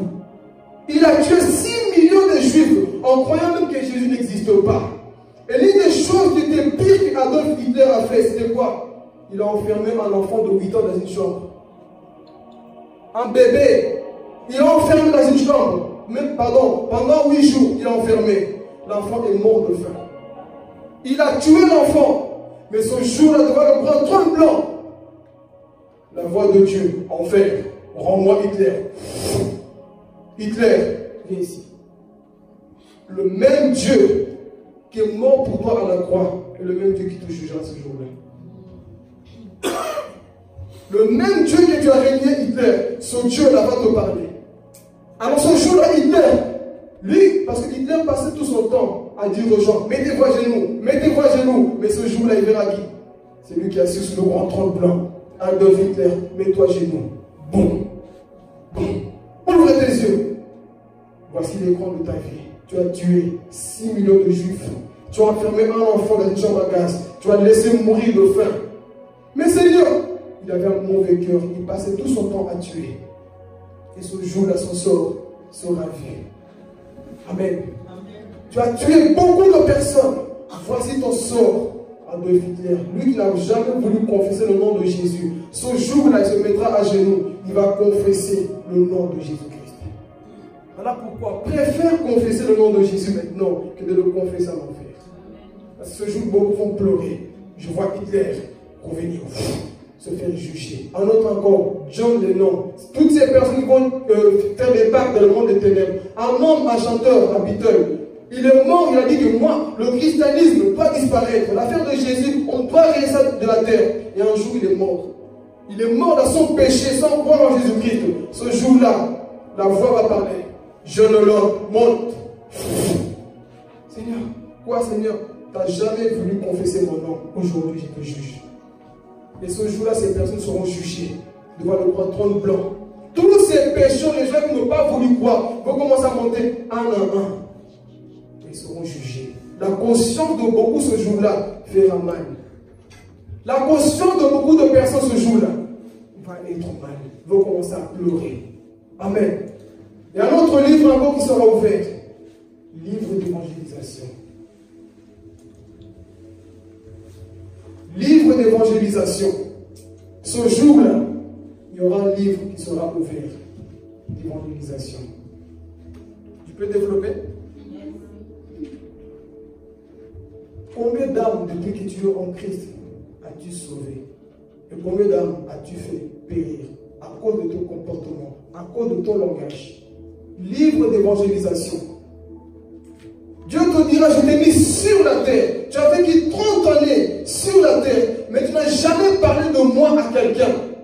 Parce que j'avais honte, j'avais peur, je n'ai pas voulu parler. Mais ce jour-là, le livre d'évangélisation sera ouvert. Combien d'âmes devait-il sauver? Ange, vois. Il devait sauver 1500 personnes. Il n'a sauvé qu'une seule. Mais lui-même s'est perdu. On ne joue pas avec Dieu, mes frères et sœurs. Combien d'âmes as-tu sauvé? Jusque maintenant que tu écoutes la parole de Dieu, combien d'âmes as-tu sauvé? Parce que moi, je me rappelle, quand j'ai commencé, zélé que j'étais, chaque dimanche, j'ai ramené des âmes à l'église. Chaque dimanche, Dieu me voit. Chaque dimanche, je partais dans les rues, je ramenais des âmes dans l'église. Je ne prenais pas des âmes pour moi pour les faire des disciples. Non, venez à l'église. Je les ramenais dans la maison. Et ce jour-là, Dieu te dira, combien d'âmes as-tu impacté? Combien d'âmes as-tu sauvé? Seigneur, moi j'aimais trop le monde, j'aimais trop les choses, les soucis de la vie. Je n'ai pas eu le temps de parler de toi. Ce jour-là, le jour où Dieu va te juger, le livre de l'évangélisation sera ouvert.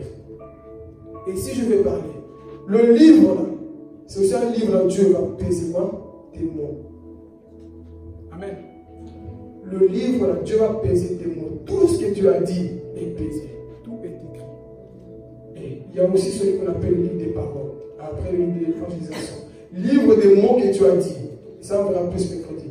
Le livre des paroles que tu as dit. Parce que la Bible dit, au jour de jugement, les hommes rendront quoi? Compte de toutes leurs paroles vaines qu'ils ont proférées. Toutes les paroles que tu dis, ce jour tu vas rendre compte à Dieu. Et si c'est quoi ces paroles vaines? On passe notre temps à critiquer les autres, à juger. Ça devient une parole. Tu passes ton temps à accuser, à juger. Tel a fait ça. J'ai entendu qu'il a dit ça. J'ai entendu qu'il a fait ça. Ce jour-là, mes frères et sœurs, ce livre sera ouvert. Qu'est-ce qu'il a fait? Tel jour, il s'est enfermé. Il a créé un groupe. Là, il passait son temps à critiquer. Là, il passait tout son temps à juger les gens. Eh Seigneur, est-ce qu'on prend vraiment la vie chrétienne au sérieux? Est-ce qu'on prend cette vie au sérieux, mes frères et sœurs? Aujourd'hui, nous sommes à l'aise. Nos paroles, ils sont vaines. On dit tout ce qu'on veut parce que, oui, mais ce qu'il a fait, c'est pas bien. Ce qu'il a fait, c'est pas bien. Va le trouver pas dans la personne. Mais aujourd'hui, qu'est-ce qui se passe? On préfère s'enfermer, avoir des mauvaises pensées, des mauvaises paroles. On commence à les dire, à les partager avec les autres. Ce jour-là, il y aura un livre qui sera ouvert. Tu seras pesé. Nous serons pesés ce jour-là. Livre des paroles. Quelles sont tes paroles que tu dis constamment tous les jours? Qu'est-ce que tu dis constamment sur les gens? Et ce jour-là, ce livre sera ouvert. Ouvrez son livre, le livre de frère Philippe. Voici son livre. Telle date, tel jour, il passait son temps critiquer, juger avec les gens. Et ce jour même, les gens qui seront jugés, eux-mêmes sauront que ma place est en enfer. Parce que toute ta vie, tu la verras tellement sale que tu ne voudras même pas laisser le pardonne-moi. Non, parce que tes actes vont tellement te condamner. Tu n'auras plus la force de dire Seigneur, envoie-moi au ciel. Toi-même, tu seras condamné par tes propres paroles. Alors, quand tu parles, quand tu agis, tu es comment? Qu'est-ce que nous disons constamment, nos frères et sœurs? Et ce jour-là, le grand trône blanc, Jésus-Christ est assis là-bas, en train de juger un à un. Chaque personne, tous les gestes que tu as fait, tout ce que tu as commis sur la terre, ce jour-là, Dieu te jugera. Alors je me dis, toi comme tu sais que tu seras jugé, comment est-ce que tu mènes ta vie? Comment est-ce que nous menons notre vie? Nous savons que Jésus nous jugera un jour, mais comment est-ce que nous menons notre vie? Le chrétien aujourd'hui est devenu trop mou, trop... Il s'en fout des choses de Dieu, mais il oublie qu'un jour, tu apparaîtras devant ce Dieu-là. Amen. Et le dernier livre, c'était quoi? Livre de vie. Nous allons vous mettre à la fin. Livre de vie. Dis à ton voisin, c'est juste que maintenant, si tu meurs, franchement, c'est une question qu'on doit se poser chacun. Même moi, si je meurs maintenant, où irai-je? Est-ce que mon nom est dans le livre de vie? Chacun réfléchisse vraiment. Si tu meurs maintenant, et si Jésus revient, où iras-tu? Parce que c'est des choses qui sont vraies. Maintenant que tu écoutes cette parole, si tu meurs, où iras-tu? Quelqu'un qui répond qui dit je ne sais pas dans son cœur, travaille ça avec Dieu. Si dans ton cœur tu dis ah mais je ne sais pas, un chrétien doit savoir où il doit aller après la mort. Il ne doit pas dire mais je ne sais pas, on verra. Non, mais il n'y a que Dieu qui décide. Non, toi, ta façon de vivre doit aussi le démontrer. Alors si tu meurs maintenant là où tu es, tu iras où? Où sera ta place après la mort? Et des fois ça on ne pense pas. on pense trop à nos problèmes, on oublie le reste. Dans le livre de vie, Jésus, je vais parler. Dans le livre de vie, il n'y aura que toutes ces personnes qui ont marché de manière digne du Seigneur. Est-ce que nos noms sont dans le livre de vie? Et ce jour-là, lorsque Dieu va commencer à parler, ouvrez maintenant le livre de vie. Est-ce que le nom de Philippe est là? Ouvrez. Son nom, je ne vois pas. Je vois le nom d'Antoine, Antoinette, X, mais son nom n'y est pas. Et ce jour, quand toi-même tu entendras que ton nom n'est pas dans le livre de vie, tremblez, on te prendra. Et toutes ces personnes qui n'ont pas le nom dans le livre de vie, oh Jésus. L'enfer, ce n'est pas le plus grand tournoi qui existe. Il y a un lieu où on appelle les temps de feu. Les temps de feu, parce que l'enfer, après, sera encore jeté où, oh Jésus? Sera encore jeté dans un lac de feu. Là où seront le faux prophète, l'antichrist et le diable. Ils seront jetés dans ce lac de feu. Et toutes ces personnes qui ne voulaient pas marcher selon la parole de Dieu seront aussi jetées où? Dans le lac de feu. Où seras-tu jeté? Où seras-tu ce jour-là, mon frère, ma soeur? Ce message me concerne et ton concerne. Ça concerne tout le monde. Où seras-tu ce jour-là? Lorsque la Bible dira, jetez toutes ces personnes dans le lac de feu. Tu seras où ce jour-là?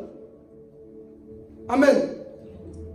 On doit travailler notre salut avec crainte. Mais aujourd'hui, on ne veut pas de tout ça. Mais la Bible dit que ce jour-là, on jettera les gens dans le lac de feu. Toutes ces personnes qui n'avaient pas le nom dans le livre de vie, on va les chercher. L'ange dira, telle personne, son nom n'y est pas. Pendant que tu m'écoutes, es-tu sûr vraiment au fond de toi que ton nom jusqu'à présent est dans le livre de vie? Sommes-nous sûrs que notre nom est dans le livre de vie? Nous sommes encore dans les wenge. Nous sommes encore dans les choses, je ne sais pas, mais on verra. On n'est pas dans les verra. C'est le temps de prendre la décision. C'est le temps de réfléchir, de se dire, Seigneur, je me lève maintenant avec toi. Je prends ma décision d'abandonner le péché, d'abandonner le monde, d'abandonner mes habitudes, de me donner à toi réellement. Le temps est arrivé que l'Église prenne la décision, mes frères et sœurs. La mort ne te préviendra pas lorsqu'elle viendra. Le retour du Seigneur ne te préviendra pas non plus. La mort viendra comme ça. Mais la mort te trouvera comment? Comme j'ai dit, une fois que tu tombes par terre, c'est fini. Alors ce jour-là, on te trouvera comment? Ce n'est pas un message pour nous faire peur, mais c'est un message qui nous fait réfléchir. C'est un message d'amour que je peux dire. C'est un message qui te rappelle ton éternité. Où seras-tu ce jour-là? Dieu parle ce matin dans ton cœur. Où serons-nous ce jour-là? Amen. Et la Bible dit que lorsque on a fini de juger toutes ces personnes, il y a un grand lac de feu. On a pris toutes ces personnes, la puissance de Dieu, jeté dans le lac de feu. Ce n'est pas Dieu qui pousse l'être humain à l'enfer. C'est nos décisions à nous qui nous poussent à l'enfer. Dieu ne jette personne en enfer. Dieu est amour, mais c'est l'être humain lui-même qui prend un mauvais chemin pour aller en enfer. Pourquoi? Parce qu'après ce message, je suis sûr, et je ne l'espère pas, après ce message, il y a des personnes qui vont continuer à vivre comme des cochons, comme ils veulent. Pourquoi? Parce qu'ils ont en eux la nature des cochons. Pourquoi je dis cochon? Vous savez, un cochon, tu peux le laver comme tu veux. Tu le frottes, tu mets de l'eau, tu mets le parfum, Calvin Klein, tout ce que tu veux. Tu l'habilles bien. Et puis tu le mets dehors. Dès qu'il va la boue, il roule encore. Il y a des chrétiens cochons aujourd'hui. La parole, elle te lave, elle te nettoie. Elle te fait prier. Mais dès qu'on voit encore la même chose dans le péché, on retourne encore dans l'ancienne vie. Ce matin, je t'en supplie, ne retourne pas dans la même chose. Prends une décision de revenir totalement à Christ. Prends une décision. Là où tu étais dans ta situation, prends une décision. Dieu veut te voir sauvé. Il veut te voir au ciel. Il ne veut pas que tu puisses périr, mais par son amour, il veut te sauver. Mais combien de nous aujourd'hui, on écoute la parole de Dieu. Un jour, si tu ne changes pas, si je ne change pas, cette parole va me condamner. Un jour, Dieu dira, rappelle-toi de cette parole que tu as écoutée. Tu n'as jamais voulu donner ton cœur. Cette parole va nous condamner. Alors là, tu es, je sens que tu arrives à la fin. Vois déjà ton cœur. Qu'est-ce qui fait que tu n'arrives pas à te donner à Dieu? Prends une décision. Tu n'es pas fatigué quand on te prêche à chaque fois ça. Prends une décision maintenant. Parce que tu ne sais pas, après ce message, tu peux mourir. On va commencer à prêcher comme ça. Après ce message, tu ne sais pas, une voiture peut te cogner. La maladie peut venir. On ne sait pas, nous ne sommes pas maîtres de notre souffle. Nous ne sommes pas maîtres de notre vie. Après ce message, tu peux mourir une semaine après. Et Dieu te prépare peut-être maintenant pour que tu sois prêt. Mais des fois, qu'est-ce qu'on fait qu'on bafoue? Comme un témoignage d'une femme qui témoignait ici. Dieu lui a dit, va trouver ce jeune homme. Parle-lui de moi, de ma parole. La femme est partie. Jeune homme, Jésus t'aime. Reviens à lui. Donne ton cœur. Le jeune homme a dit, vous les chrétiens, vous êtes tous des fous. Moi, je ne crois pas que Jésus-Christ revienne. Je ne crois pas que Jésus-Christ existe. Quelque temps après, une voiture est venue l'heurter, mort. C'était sa dernière chance. C'était son dernier jour d'écouter la parole de Dieu. Et un autre encore aussi, le soir, un jour, il évangélisait. Dieu lui dit, dis à cette personne qui va mourir demain, qui doit se repentir. La personne, oh mais non, moi, je dois revivre. Le lendemain, la personne était morte. Des fois, Dieu nous avertit par plusieurs manières. Mais l'incrédulité fait que non, moi, cette parole, c'est pas pour moi. Moi, je suis tellement saint. Non, moi, des paroles comme ça, je me regarde encore plus profond de moi. Seigneur, qu'est-ce qui a arrangé? Ne faisons pas des orgueilleux. Vois encore en toi. Il n'y a pas peut-être une méchanceté, une jalousie, une amertume, une haine qui se cache encore dans ton cœur. Il n'y a pas une méchanceté qui se cache dans ton cœur qui peut t'empêcher le ciel. Parce que souvent on pense, bon, moi, je ne bouge pas, je ne vole pas, je n'ai rien. Rappelez-vous que Satan a été rejeté du ciel. Pas parce qu'il a commis l'adultère, un sentiment qu'il cachait. Des fois, on cache aussi des sentiments au-dedans de nous. On est là, on cache des choses. Mais le jour de notre mort, Dieu te dira, tu sais pourquoi tu es ici? Tu sais pourquoi tu es ici en enfer? À cause, parce que tu n'as pas voulu pardonner à maman Émilie. Toi, tu faisais semblant, tu louais. Dieu est bon, j'étais rempli, je vais parler. J'étais rempli du Saint-Esprit. Oh, moi, maman, j'avais pardonné. Mais au fond de toi, tu cachais quelque chose. Oh, je vais parler. Être rempli du Saint-Esprit n'est pas trembler ici, remplir ici. Être rempli du Saint-Esprit, c'est de prendre des vraies décisions à l'extérieur. Être rempli du Saint-Esprit, c'est ça. C'est lorsque tu es dehors. Là, on peut dire, toi, tu trembles à l'église, toi, tu tombes, mais tu es toujours debout lorsque tu es devant face à une situation. Moi, aujourd'hui, beaucoup se contentent. Ah, Jésus, oh, j'ai senti, je tremble, allez, tremble, tout tremble. Mais dans le péché, tu tombes. Tu es rempli de quoi? Tu es rempli de quoi? Ils sont faits des Samson. Oh, Jésus, oh, ton onction, ta présence. Mais dès que le péché est là, je suis faible, la chair est faible. Pourquoi tu dis pas ça à l'église? C'est la chair est faible, là, tu comprends la vie. Jésus, le péché, là, je mens. Tu mens pour rien. Et la Bible dit, tous les menteurs dans le livre d'Apocalypse chapitre 22, tous les menteurs ne seront pas acceptés au ciel. Combien de fois tu mentis aujourd'hui? Des fois tu as déjà menti. Avant de venir à l'église, tu as déjà menti. Combien de chrétiens aujourd'hui vivent dans les mensonges? Mais je suis rempli. Je parle en langue. Je parle, je n'ai pas compris. Je parle en langue. Le parler en langue ne t'amènera pas au ciel. Le parler en langue, le prophétie des dons. Oh, parce que j'ai rêvé que papa t'amène au ciel. Ce qui t'amène au ciel, pratique la parole de Dieu. Ça va te sauver. Comme Abraham avait dit à cet homme-là. Ce qui sauve, c'est la parole de Dieu. Parce que tu peux parler en langue et finir en enfer. Parce que beaucoup parlent en langue aujourd'hui. Ils ont une langue pointue. Je suis quand même mais c'est la même langue qui s'inquiète des autres. Tu parles la langue de quoi? La langue des démons. La même langue là, c'est la même langue. Parle pas aujourd'hui. Tu crois quoi? Tu suis pas ton ami, tu vas blesser, je te parle plus. Et tu parles en langue. Quelle langue tu parles? Parle en langue, tu vas le démontrer même dans les épreuves. Amen. Moi je ne suis content que tu es rempli d'onction. L'onction le démontre. Moi, écoutez, j'ai grandi dans l'esprit. Tu ne vas pas me séduire parce que tu fais des miracles. Tu ne vas pas me séduire parce que tu es rempli du Saint-Esprit. Moi, j'attends comme Jésus fait dehors. Les épreuves, il est comment? Là, je suis que lui était vraiment rempli. Mais je devais nous impressionner des fois. Oh, Jésus, oui! Mais dès que l'épreuve arrive dehors, mais ce n'est pas la même personne qui sortait à l'église. Mais après, tu le vois. Moi, je vais me battre, Seigneur. Mais il enlève tous ses vêtements. La Bible a monté, Seigneur. Aujourd'hui, non, moi, aujourd'hui, non. Viens, t'as dit moi sur moi, je suis pas avec moi. Moi, tu sais pas que moi, je suis une personne qui a un terre. Moi. Donc, le parlant là, là, c'est lui du fou. Tu parles en langue, c'est juste pour amuser la galerie. Non, moi je respecte les chrétiens. Même si tu parles pas en langue, mais si tu agis bien dans les épreuves, tu es plus rempli que celui qui parle en langue. Ah Jésus. Même si tu ne parles pas en langue, tu ne prophétises pas. Mais si tu sais garder ta sainteté dans les épreuves, tu es plus grand que celui qui parle en langue, que celui qui prophétise, que celui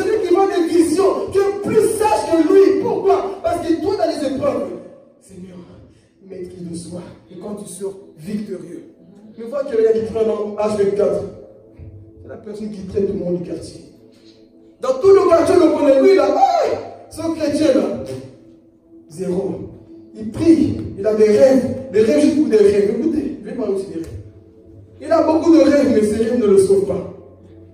Avoir des rêves n'est pas spirituel. Tu as le garantie dans le ciel. Beaucoup se vantent parce que j'ai rêvé. À force de rêver, Satan va t'ajouter des rêves pour que tu te perds. Voilà pourquoi un jour, je vais faire un message sur les rêves. Parce qu'aujourd'hui, il y a beaucoup de confusion dans le corps de Christ.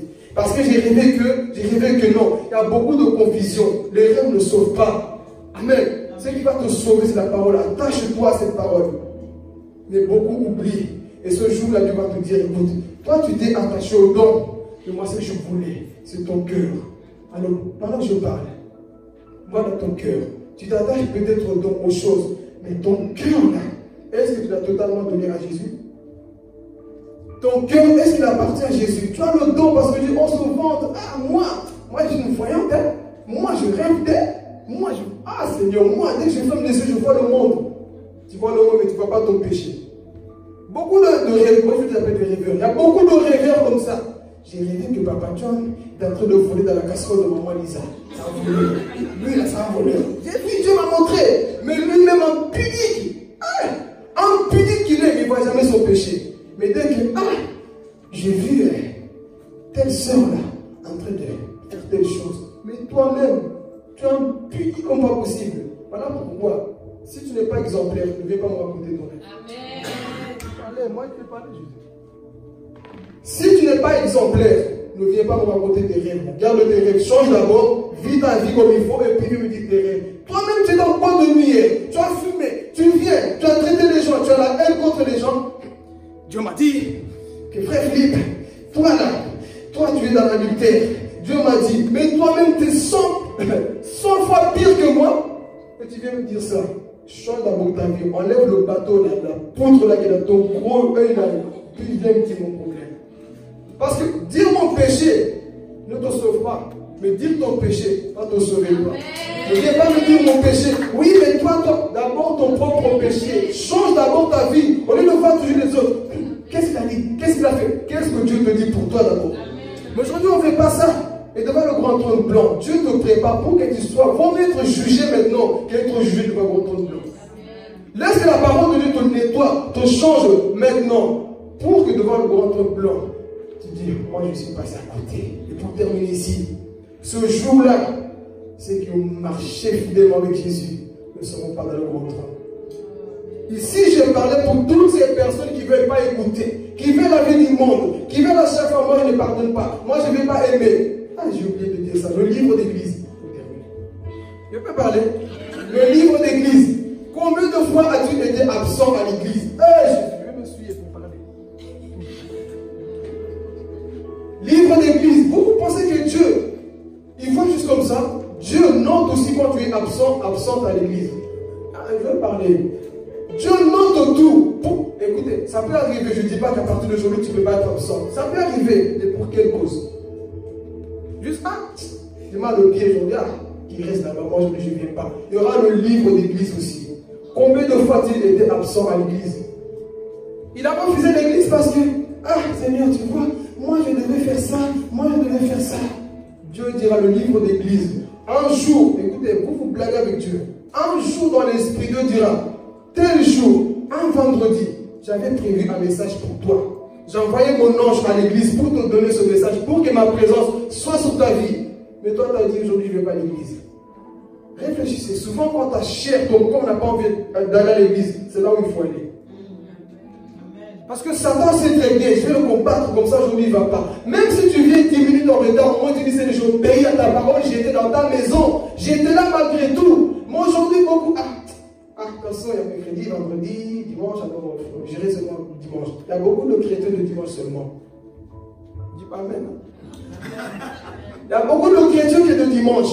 Mercredi, là-bas, ils sont entre eux. Vendredi, entre eux. Mais dimanche, je serai là. Et tu penses que tu auras la même récompense que moi? Jamais.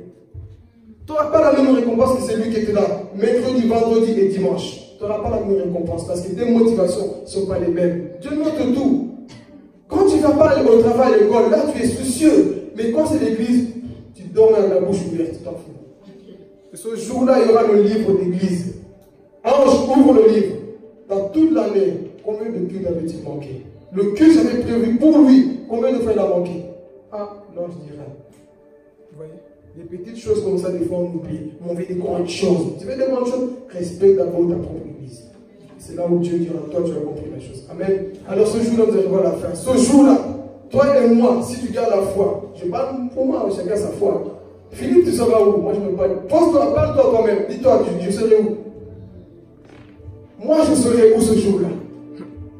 La Bible dit que ceux qui ont marché avec Jésus-Christ fidèlement, comme cet homme pauvre, qui ont gardé la parole en eux, seront à la droite du Père.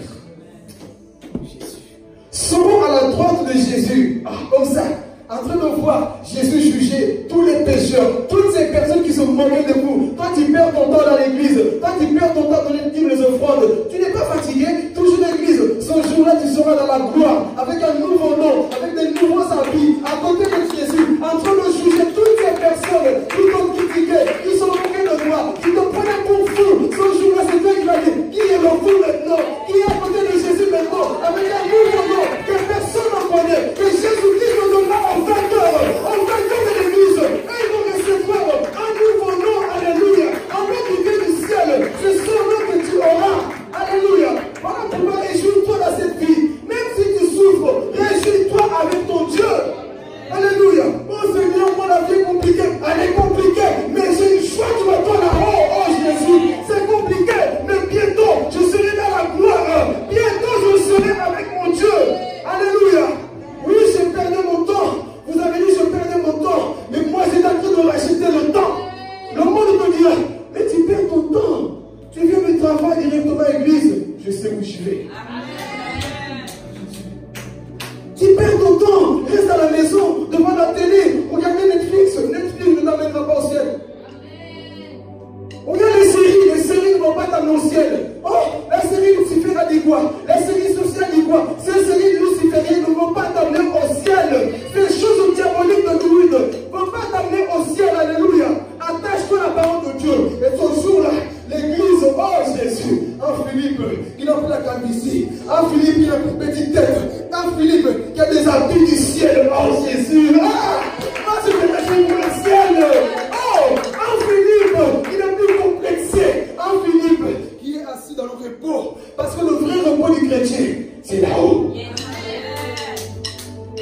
Le vrai repos du chrétien, c'est là-haut. Ne te repose pas sur la terre. Ici, nous sommes en combat.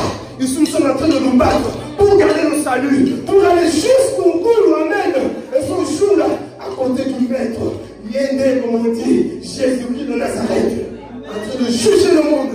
La Bible dit que vous jugerez le monde. Alléluia. Je serai à côté de mon Dieu.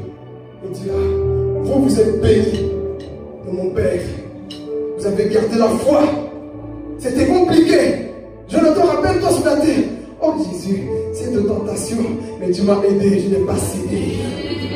Ah Jésus, si rappelle-toi, tu as failli craquer devant cette situation, mais tu as tenu bon. Viens, ma servante. Oh Jésus, maman Chantal, rappelle-toi, tu as failli craquer, tu as failli laisser, mais tu as dit, Éternel est mon berger, je tiendrai, ne lâcherai pas. Andrea, rappelle-toi, on a failli l'amener dans le monde, mais tu as dit, le monde est fini, moi c'est Jésus. Ah Seigneur, on a dit, rappelle-toi, le monde voulait que tu puisses le servir, donner ton corps à le monde, mais tu as dit, mon corps c'est pour Christ. Ah, c'est donner ton corps à Jésus. Aujourd'hui, sois le consacre à lui, et je me tiens dans sa présence, afin de juger ce monde qui doit arrêter, ils vont pousser dans le péché, ils vont rappeler de toi, ton habitude à ce péché, mais tu as dit non, moi j'appartiens à une seule personne, Jésus-Christ de Nazareth.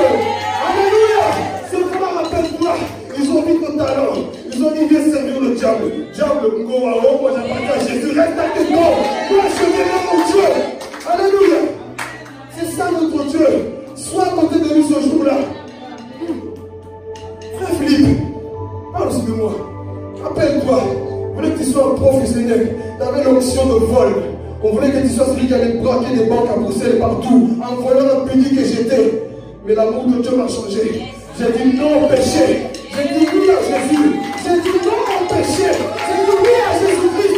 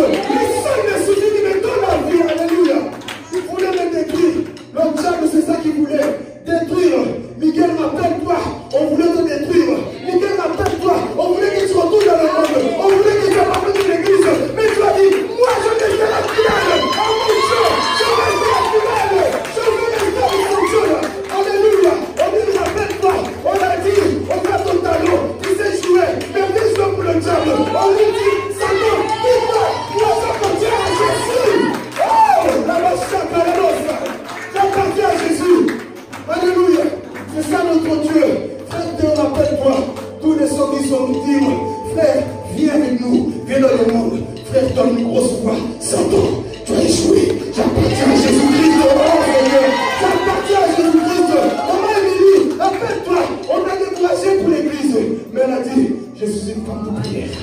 Ma famille a reçu au travers de moi. Que Dieu me sorte du péché au travers de moi. Ma famille est en conversion. Grâce à mes prières, la famille sortira de là. Alléluia. N'abandonne pas. Quel que soit ce que tu vis, n'abandonne pas. Alléluia. Il y a des personnes de foi ici dans ce lieu. Et ce jour-là, tu seras près de ton Créateur. Dieu te regardait. Vois ce Jésus te regarder avec amour. Lui, quand il te regarde, il sourit directement. Mon fils, bien joué. Tu as gardé ma parole. Tu as gardé ma parole. Tu as été fidèle à ma parole. Tu n'as pas laissé. Satan a pris tout ce que tu avais de bien. Mais tu as dit, même s'ils sont partis, mon Dieu n'est pas parti. Même s'ils sont finis, mon Dieu est toujours avec moi. Je n'ai pas abandonné la foi. Au vaincu, je donnerai une couronne. Pour atteindre une couronne, frère, ma soeur. N'abandonne pas. Ce jour-là, Jésus, il va te regarder. Toi, tu es avec moi. Sur la terre, tu as honoré ma parole. Moi, à mon tour, je vais t'honorer. Voici ce que tu reçois. Et t'ouvres les yeux. Vois, tu vois tout ce château-là. C'est pour toi. Oh, Jésus. Tu vois toute cette maison-là. C'est pour toi. J'ai pardonné ton péché. Tout ce que le diable voulait te condamner, moi je peux effacer. Aujourd'hui, tu es là. Ouais. Regarde, tu voulais, ma fille, rappelle-toi quand le diable t'a tiré dans le monde. Mais moi, ton Dieu, je lui ai dit, ma fille, reste avec moi. Quand le diable te disait, ne va pas à l'église, le Seigneur te disait, ma fille, reste avec moi. Ne suis pas le monde. Ne te confonds pas avec le présent. Et ce jour-là, à côté de Jésus-Christ, lui glorifié. Tu vois le Dieu que tu ne vois jamais. Le Dieu que tu pries, tu sens sa présence. Ce jour-là, tu le verras face à face. Oh, Jésus. Ce jour-là, tu le verras face à face. Enfin, mon Créateur, celui qui m'a créé mon image. On va contempler la gloire de Dieu. Ah, c'est Dieu, tu vois comment ça va guider. Dieu, c'est toi, Dieu. Tu t'embrasses sur lui. Tu tombes à ses pieds. Oh, Seigneur, c'est toi qui es mort sur la croix. Montre tes blessures. Voici mes blessures. Pour mon peuple. Voici mon péché. Pour vous. La Bible dit que ce jour-là, lorsque l'Église, oh Jésus, lorsque l'Église sera parfaitement, oh, les blessures de Christ vont se refermer. Aujourd'hui, il sera pour rendre témoignage. Mais ce jour-là, son corps sera glorifié. Et lui, il prendra ta place et donc Dieu, Elohim. Lui n'a plus de bras percés. Parce que Dieu est esprit. Et ce jour-là, nous le verrons tel qu'il est. Ce Dieu véritable. On a gardé sa parole. Et ce jour-là dira, venez, vous qui êtes bénis de mon Père. Voici votre part. Et toutes ces personnes qui ont commis le mal, ils seront jetés. Alors où seras-tu ce jour-là? Réjouis-toi d'être auprès de ton Dieu. Cette épreuve que tu traverses n'est rien, mon frère. Accroche-toi, Jésus. Donne-toi, Jésus. Ne passe pas devant le grand trône blanc, mais toi, tu passes devant le trône de la grâce. C'est devant que Dieu t'attend, qu'il m'attend. Alors abandonne-toi tout simplement. Là où Jésus t'attend, mon frère, ma soeur. Ce péché avec lequel tu luttes, laisse Satan. Je sais que Satan a voulu décourager beaucoup de personnes ici. Mais son règne est fini au nom de Jésus. Car je sais qu'il y a des hommes et des femmes qui prennent maintenant une décision pour montrer à Satan, moi je suis une race qui appartient à Dieu, un sacerdoce royal, un peuple élu, un peuple acquis. Par son sang, il m'a racheté. Satan, toi tu n'as pas donné ton sang pour moi, mais Jésus lui s'est donné. Moi je me donne à lui. Amen. Et c'est ce peuple-là qui sera là toujours à côté de lui. Jésus dira, vous êtes bénis. Rentrez dans la joie de ton maître, Tu rentres dans la joie de ton maître ce jour-là. Que le joie, mon Jésus. Oh Seigneur, merci. Merci Saint-Esprit. Ce jour-là, tu seras près de ton Créateur. J'irai là-haut. Ah. Ce jour-là, tu vas là-haut. Ce jour-là, tu vas là-haut. Et tu peux je veux dire ce soir. André chante ce chant. Ce jour-là, tu vas là-haut. Auprès de ton Dieu. Tu vas te réjouir. Alléluia. Lève-toi déjà, on va commencer à adorer le Seigneur, à le remercier. Merci Jésus. J'irai là-haut. Ah Jésus. Alléluia Jésus. Commence à lui dire merci déjà pour sa parole. Merci Saint-Esprit de Dieu.